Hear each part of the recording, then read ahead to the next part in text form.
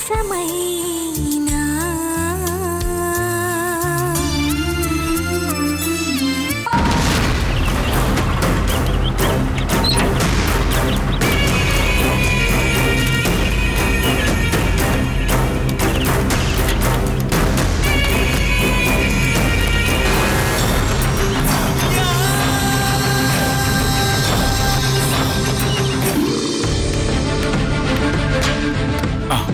ഇവിടെ ആരും ഇല്ലേ?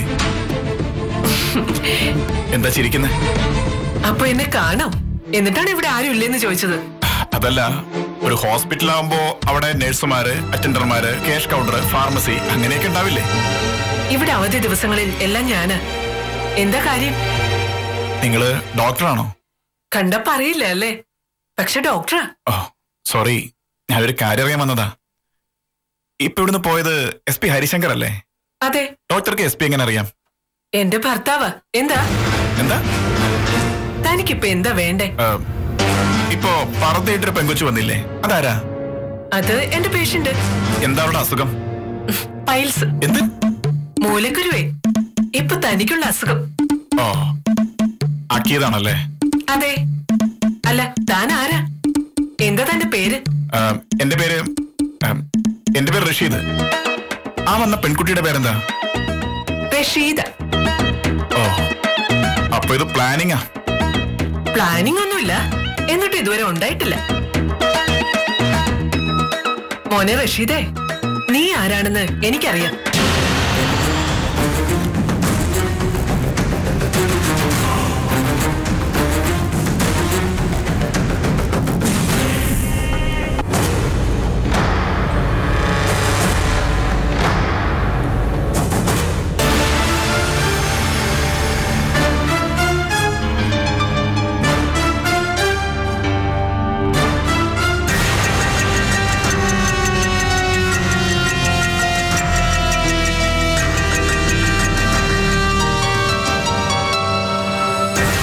ഹരിയേട്ടെ പോന്നു. കുറച്ചേരായി. എന്താ? ഒന്നുമില്ല, വെറുതെ. ഞാനിന്ന്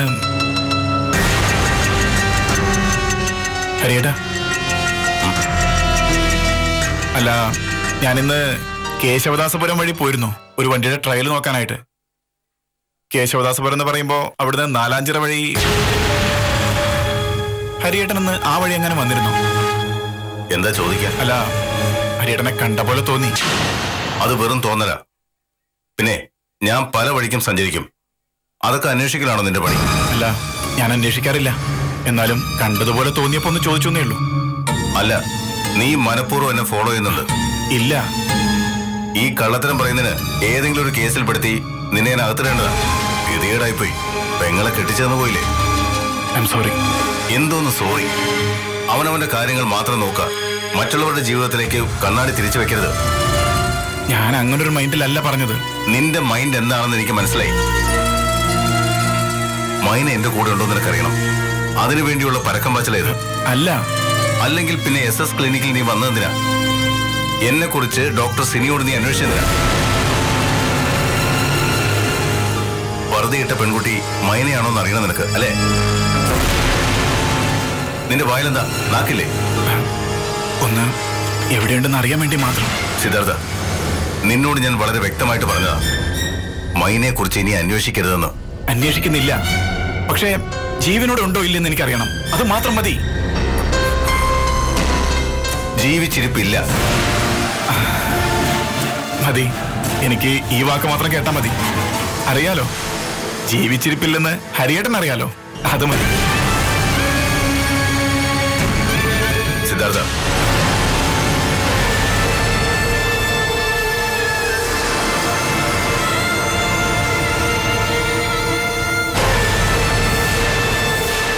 മരിക്കണം. നിന്റെ മനസ്സിൽ മൈന ജീവിക്കാൻ പാടില്ല. ഞാനതിന് ശ്രമിക്കും.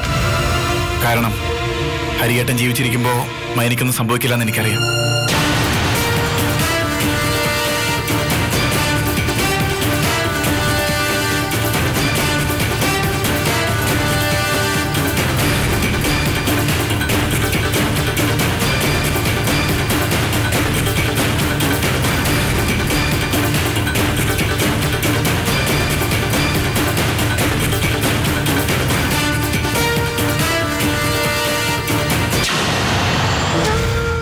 അച്ഛനെയും അമ്മയും കണ്ട ഓർമ്മയൊന്നും എനിക്കില്ല അമ്മണിയമ്മേ. നിഴല് പോലെ 2 രൂപങ്ങൾ. ഓർമ്മ വെക്കുമ്പോ മുതൽ ഒറ്റയ്ക്കാം. തനിച്ചിരുന്നുണ്ണും, തനിച്ചിരുന്ന് കളിക്കും, തനിച്ച് കിടന്നുറങ്ങും, എല്ലാം തനിച്ച്. പിന്നെ ഹരിയേട്ടന്റെ വീട്ടിലേക്ക് വന്നപ്പോഴാ സ്നേഹം എന്താണെന്ന് തിരിച്ചറിഞ്ഞത്. ഹരിയേട്ടന് എന്നെ ഏട്ടനും അച്ഛനും ഒക്കെ ആവാൻ കഴിഞ്ഞു. ഇതിപ്പോ ഞാൻ പറഞ്ഞത് എന്തിനാന്നറിയോ? അമ്മയാവാൻ ആർക്കും കഴിഞ്ഞില്ല. അമ്മയുടെ വാത്സല്യം കാണിക്കാൻ ആരും ഉണ്ടായിരുന്നില്ല. നിനക്ക് ഞാനുണ്ടെന്ന് എന്നെ സ്നേഹിച്ച പുരുഷൻ പറഞ്ഞപ്പോ ആ നെഞ്ചിലെ ചൂടിന് കാമുകന്റെ പ്രണയം ഉണ്ടായിരുന്നു, ഭർത്താവിന്റെ സുരക്ഷിതത്വം ഉണ്ടായിരുന്നു. അതിലൊക്കെ അപ്പുറം അമ്മയുടെ നെഞ്ചിലെ താളമായിരുന്നു, വാത്സല്യം ഉണ്ടായിരുന്നു. കരയില്ലേ മോളെ, മോളുടെ അമ്മയാകാനുള്ള യോഗ്യതയൊന്നും എനിക്കില്ല എന്ന് വെച്ച് മനസ്സ് പറയുക ഇതെന്റെ മോളാന്ന്. എന്നോട് തോന്നണ്ട, എനിക്ക് അങ്ങോട്ട് തോന്നിക്കോട്ടെ എന്റെ മോളാണെന്ന്. ഇങ്ങോട്ടുള്ളതുപോലെ അങ്ങോട്ടും തോന്നും. എനിക്ക് കിട്ടിയ അമ്മ തന്നെ ഇത്. മോള് പറഞ്ഞതുപോലെ എന്നെയും ആരും സ്നേഹിച്ചിട്ടില്ല.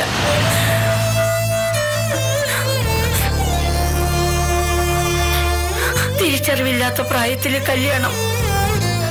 അയാൾക്ക് ഭാര്യയും മക്കളും ഉണ്ടെന്നറിഞ്ഞപ്പോഴേക്കും എനിക്ക് 3 മക്കളായി. അവരെ 3നെയും വളർത്തിയത് എങ്ങനെയാണെന്ന് എനിക്കും ഈശ്വരനും മാത്രം അറിയാം. ഭർത്താവ് അയാൾ ഇട്ടേച്ച് പോകുമ്പോ ശങ്കരൻ കൈക്കുഞ്ഞ. മൂത്തത് 2ഉം കണ്ട അടുക്കളപ്പുറത്ത് പോയിരുന്ന് വല്ലതും വാങ്ങിച്ചു കഴിക്കും. ശങ്കരനെ കൊണ്ട് ഞാൻ കഷ്ടപ്പെട്ടു. പാല് വാങ്ങിക്കാൻ കാശില്ലാത്തത് കൊണ്ട് മുലപ്പാല് തന്നെ ശരണം.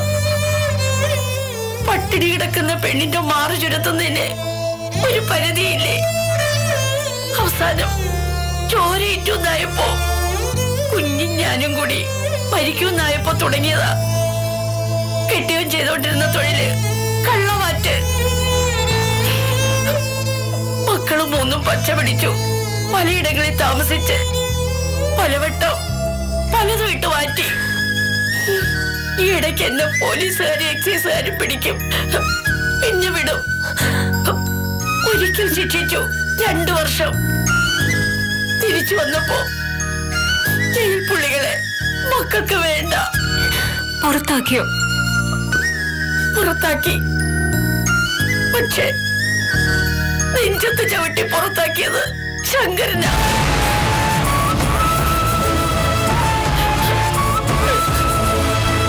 അവന്റെ ഭാര്യയുടെ ആൾക്കാരുടെ മുമ്പില് പഴയ കാര്യങ്ങൾ പറഞ്ഞതിന് ചവിട്ടുകൊണ്ടത് ഇടത്തേ മാറില്ല. അവൻ കൂടുതൽ കുടിച്ചതും അതാ. കരയില്ല അമ്മ, സാരമില്ല, ഒക്കെ കഴിഞ്ഞു. നേരാ, ഒക്കെ കഴിഞ്ഞു. മോളുടെ സങ്കടം മാറ്റാൻ വന്നിരുന്നിട്ട് എന്റെ സങ്കടം പറഞ്ഞു. പോട്ടെ, ആരോടും പറയില്ല. ഹരിസാറിനറിയാം, എല്ലാ ഹരിസാറിനറിയാം. എന്റെ മനസ്സിലെ ദൈവ ഹരിസാറ്. ഏട്ടൻ എനിക്ക് ഈശ്വരനാ. ആ ഈശ്വരന്റെ തണല്ല നമ്മൾ രണ്ടാളും. അതുകൊണ്ട് പേടിക്കണ്ട.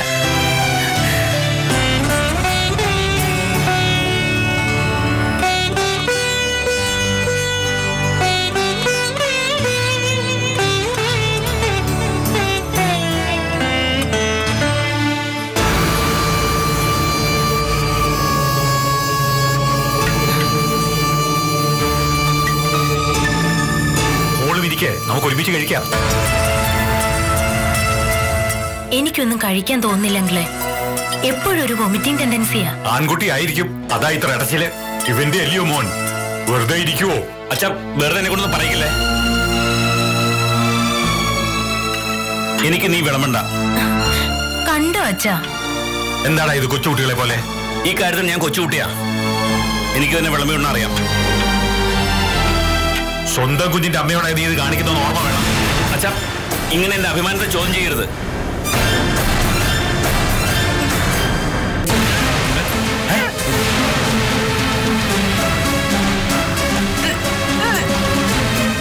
ഭർത്താവ് അയ്യോ മോളെ ഛർദ്ദിക്കുക വന്നു.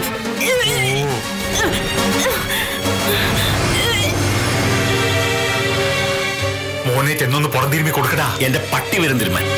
അല്ല നിങ്ങൾക്ക് എന്താ ഇത്ര വെപ്രാളം? ഒരമ്മാവന്റെ ഹൃദയവേദന നിനക്ക് മനസ്സിലാവില്ല. അയ്യോ ഇത് വലിയ പുതുമയൊന്നുമല്ല. ഞാനും ഇതുപോലെ ഛർദ്ദിച്ച് ക്ഷീണിച്ചൊക്കെ ഇരുന്നിട്ടുണ്ട്. അന്ന് നിങ്ങൾക്ക് ഉണ്ടായിട്ടില്ലല്ലോ ഈ പറഞ്ഞ വേദന. എനിക്കൊന്ന് ഹോസ്പിറ്റലിൽ പോണം. അതിനെന്താ പോവാ, ഇവൻ കൊണ്ടുപോകും. ആരും കൊണ്ടുവന്ന്? ഞാനോ? പിന്നല്ലാതെ ആരാ എന്നെ കൊണ്ടുപോകുന്നേ? ചെക്കപ്പിന് സമയമായി വേണു. നമ്മുടെ കുഞ്ഞല്ലേ, അതിനെ കെയർ ചെയ്യേണ്ടത് നമ്മളല്ലേ? എടി പറഞ്ഞു പറഞ്ഞ് എന്റെ മനസ്സ് മാറ്റിക്കാന്ന് വിചാരിക്കണ്ട. നീ എത്ര ആവർത്തി പറഞ്ഞാലും കള്ളം സത്യാവില്ല. എനിക്ക് ഇങ്ങനെ ഒരു കുഞ്ഞില്ല. ഇല്ല ഇല്ല എന്ന് പലവട്ടം പറഞ്ഞാ ഉള്ളതില്ലാണ്ടാവോ? അംബികയെ കുറ്റം പറഞ്ഞും എന്റെ സഹതാപം പിടിച്ചു പറ്റിയും എന്റെ കിടപ്പറയിൽ ഒളിച്ചു വന്ന് കേറിട്ട് ഇപ്പൊ എല്ലാം നിഷേധിക്കുവല്ലേ? ഇതിനൊരു പരിഹാരം ഉണ്ടാവണം. എന്നെ ഹോസ്പിറ്റലിൽ കൊണ്ടുപോകാൻ പറ്റുമോ ഇല്ലയോ? പറ്റുമോളെ, ഇവൻ കൊണ്ടുപോകും. പറ്റില്ല. അത്രയ്ക്ക് നിർബന്ധമാണെങ്കിൽ അച്ഛൻ കൊണ്ടുപോയിക്കോ. കൊണ്ടുപോകണ എന്റെ അനുത്തരവളാ. അവളെ എങ്ങോട്ടായാലും ഞാൻ കൊണ്ടുപോകും. കൊണ്ടുപോയിക്കോ, പക്ഷേ പിന്നെ ആ വഴി അങ്ങ് പൊക്കോണം. അതെന്താടി, അതെന്റെ കടമയല്ലേ? അതിലും കടമയുള്ള വേറെ ആൾക്കാരുണ്ടല്ലോ. ഇവളുടെ അച്ഛനും അമ്മയും ബഹളം വെച്ചു വന്ന് തോന്നിയതൊക്കെ പറഞ്ഞിട്ട് പോയതല്ലേ ഇവളുടെ അമ്മ. അവര് വന്ന് കൊണ്ടുപോട്ടെ ഇവളെ ആശുപത്രിയിൽ. അവരല്ലല്ലോ, എന്റെ ഭർത്താവിന്റെ ആൾക്കാരല്ലേ ഈ സമയത്ത് നോക്കേണ്ടത്. ഭർത്താവോ? ആരാ ഭർത്താവ്?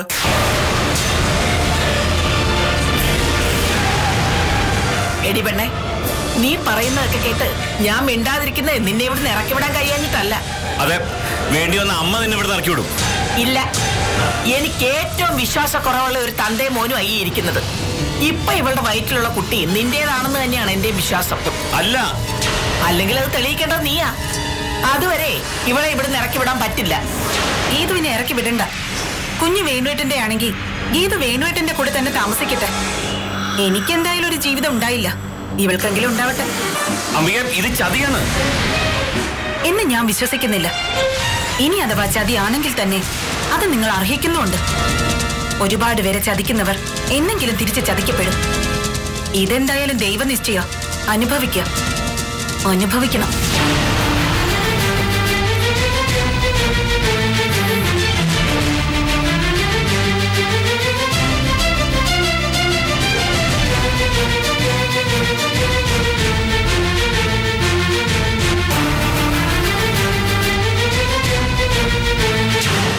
എന്റെ കുഞ്ഞാ, എന്റെ ഗീതുമോള.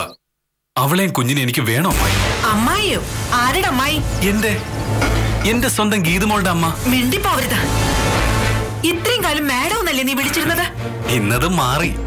എന്റെ ഗീതുമോളുടെ വയറ്റിൽ എന്റെ കുഞ്ഞ് വളരുമ്പോ ഞാൻ നിങ്ങൾക്ക് ആരായി? മരുമോനായില്ലേ? അപ്പൊ എനിക്ക് നിങ്ങൾ ആരായി? അച്ഛനെ കയറി ഗോവിന്ദൻകുട്ടി ചേട്ടാന്ന് വിളിക്കൂ ആരെങ്കിലും. മനോജേ, ജോലിയും കൂലിയും ഇല്ലാതെ നീ തെണ്ടി തിരിഞ്ഞു നടന്നപ്പോ എങ്ങനെയെങ്കിലും സഹായിക്കണമെന്ന് നിന്റെ അച്ഛൻ ഗോവിന്ദനാചാരി വന്ന് പറഞ്ഞപ്പോ ആ മനുഷ്യനുള്ള സഹതാപം കൊണ്ടാ നിന്നെ ഞാൻ ഞങ്ങളുടെ ഡ്രൈവറാക്കി. ഒരു ഡ്രൈവിംഗ് ലൈസൻസ് മാത്രം കൊണ്ടുവന്ന നീ ചുരുങ്ങിയ ദിവസങ്ങൾ കൊണ്ട് എന്റെ മോളുടെ ബെഡ്റൂമിലേക്ക് ലൈസൻസ് എടുക്കാൻ വരുമെന്ന് ഞാൻ പ്രതീക്ഷിച്ചില്ല. ഒരു സൂചനയെങ്കിലും കിട്ടിയിരുന്നെങ്കിൽ നിന്റെ അച്ഛന്റെ വീതുളി കൊണ്ട് തന്നെ നിന്റെ കഴുത്തിന് നേരെ ഞാൻ വീശിയനെ. പരസ്പരം ഇഷ്ടപ്പെടുന്ന മനസ്സുകളെ ഉളിയല്ല കോടാലി കൊണ്ട് വീശിയാലും വേർപെടുത്താനാവില്ല. ജീവിക്കാനായാലും മരിക്കാനായാലും ഒരുമിച്ചെന്ന് ഗീതുമോൾ എനിക്ക് വാക്ക് തന്നിരുന്നു. മനോജേ, ഇതുവരെ ഞാൻ നല്ല ഭാഷയിലാ സംസാരിച്ചത്. ഇനി നീ എന്റെ വായിന്ന് കേൾക്കും. എന്തിനാടാ നിന്നെ പോലൊരു ആശാരി ചെറുക്കൻ എന്റെ മോളെ കയറി പ്രേമിച്ചത്? ഈ തൊലിവെളുപ്പ് കണ്ടെന്റെ മോള് വീണുപോയല്ലോ, കഷ്ടം. എന്റെ ഈ സൗന്ദര്യം കൊണ്ട് മാത്രമല്ല അമ്മായി, എന്റെ കലാവാസന, എന്റെ സ്വരമാധുര്യം. എത്ര രാത്രികളിൽ എന്റെ പാട്ട് കേട്ടവൾ ദേവി നിൻ ചിരിയിൽ കുളിരോ പാലൊളിയോ എത്ര വട്ടം പാടിയിരിക്കുന്നു. ഇപ്പോഴും എന്റെ മനസ്സിൽ അവളുടെ ചിരിയാണ്, ആ മോണ വരെ കാട്ടിയുള്ള ചിരി.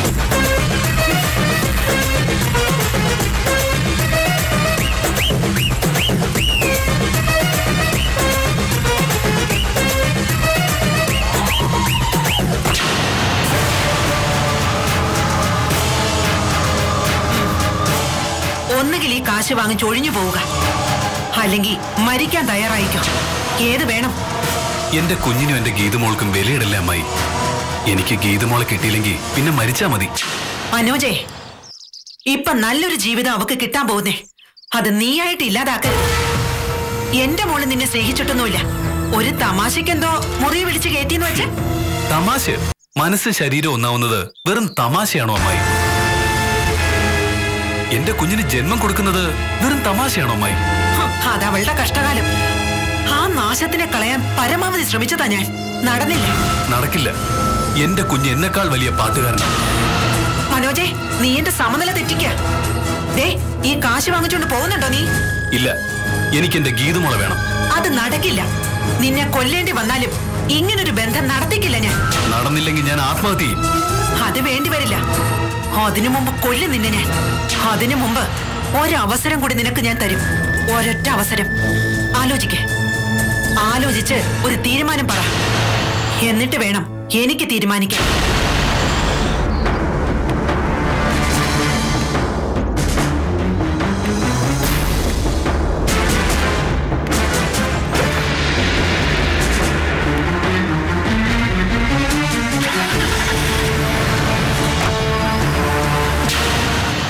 എന്താ അങ്കിളെ? എന്താ അങ്കിള് ചെയ്യാൻ പോകുന്നത്? ഞാനല്ല, നമ്മൾ നേരിട്ട് ഇതിനൊന്നും ഇറങ്ങി പുറപ്പെടരുത്. ആളെ ഏൽപ്പിച്ചു. തമിഴ്നാട്ടുകാരൻ ആൾമോഷക്കാരുടെ ഏജന്റ് ജമാലിനെ. കാശ് കൊടുക്കണം. എല്ലാം കഴിഞ്ഞിട്ട് നല്ല തുകയാകും. അതിന് അങ്കിള് ടെൻഷൻ അടിക്കണ്ട. കാശ് എത്ര വേണമെങ്കിലും ഞാൻ തരും. കാര്യം ഒന്ന് നടന്നു കിട്ടിയാ മതി. വേണുവിന് കുഞ്ഞിനോടുള്ള സെന്റിമെന്റ്സ് ഇതോടെ തീരണം. അംബികയുടെ ഈ വീട്ടിലുള്ള താമസവും അവസാനിക്കണം. എല്ലാം നടക്കും. 2 ദിവസത്തിനകം കുട്ടിയെ ജമാല് കടത്തിയിരിക്കും. ഇവിടെ വന്ന് എന്തായാലും നടക്കില്ലല്ലോ. ഇല്ല, കുട്ടി പഠിക്കുന്ന സ്കൂളിന്റെ അഡ്രസ് കൊടുത്തു. പിന്നെ സ്കൂൾ ബസ് പുറപ്പെടുന്ന സമയം, എത്തിച്ചേരുന്ന സമയം എല്ലാം കൃത്യം പറഞ്ഞു കൊടുത്തിട്ടുണ്ട്. മോള് നോക്കിക്കോ. ടിഫിൻ ബോക്സും പുസ്തകങ്ങളും ഒക്കെ ആയിട്ട് വീട്ടിൽ നിന്ന് ഇറങ്ങുന്ന പാപം ഗോപമോള് പിന്നെ തിരിച്ചു വരില്ല. എവിടേക്കാ കൊണ്ടുപോവുക? അതൊന്നും പിന്നെ നമ്മൾ അന്വേഷിക്കരുത്. എന്തും ചെയ്യാം. ചിലപ്പോ ബാലവേലയ്ക്ക് കൊണ്ടുപോകും, ചിലപ്പോ പിച്ചയെടുപ്പിക്കും, അതല്ലെങ്കിൽ ചിലപ്പോ ആന്തര അവയവങ്ങൾക്ക് വേണ്ടി കൊല്ലും.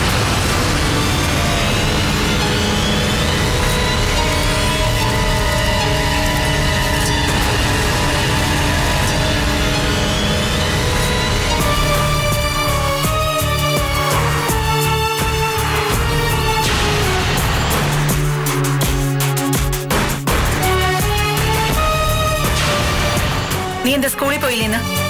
ഇന്ന് ക്ലാസ് ഇല്ല. അതെന്താ? ഇവിടെ സ്കൂളിലൊരു കുട്ടി മരിച്ചു. ഞാൻ ചോദിച്ചത് എന്റെ മോളോടാ. വേണുവേട്ടന്റെ വക്കാലത്ത് വേണ്ട.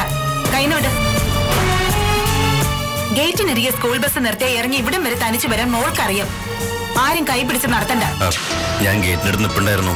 അപ്പോഴാ മോളൊന്ന് ഇറങ്ങിയത്. അതുകൊണ്ടാ. ഓ,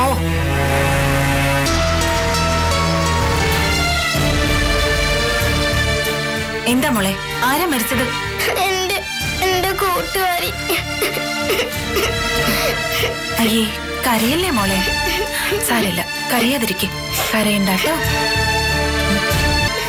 എപ്പോഴാ മരിച്ചത്? എങ്ങനെയാ മരിച്ചേ? പനിയായിട്ട് ആശുപത്രിയിലായിരുന്നു. ഇപ്പോഴാ മരിച്ച. അതെന്തിനാ അമ്മ മരിക്കുന്ന? എല്ലാവരും ഒരു ദിവസം മരിക്കും മോളെ. വയസ്സാകുമ്പോഴല്ലേ മരിക്കുന്ന. ചെറുപ്പത്തിൽ എന്തിനാ മരിക്കുന്ന? അതൊക്കെ ദൈവം തീരുമാനിക്കും പോലെയാ. മനുഷ്യൻ തീരുമാനിച്ചാലും മരിക്കും. കൊന്നു കളഞ്ഞ എന്ത് ചെയ്യും? അതെല്ലാം ദൈവം തീരുമാനിക്കുന്നതല്ല. ഈശ്വരൻ നിശ്ചയിച്ച ആയുസ് തീരുമ്പോഴാ ഗീതു കൊല്ലലും സ്വയം മരിക്കലും ഒക്കെ നടക്കുന്നത്.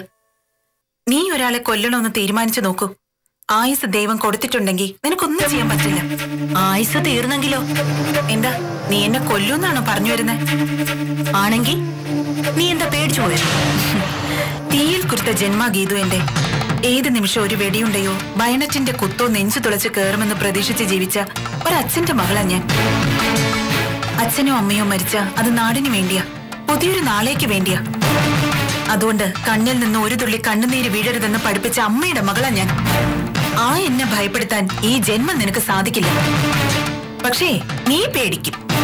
ഈ വാചകമല്ലാതെ പെട്ടെന്നൊരാൾ ടോ എന്ന് പറഞ്ഞാ പേടിച്ചു പോകും നീ.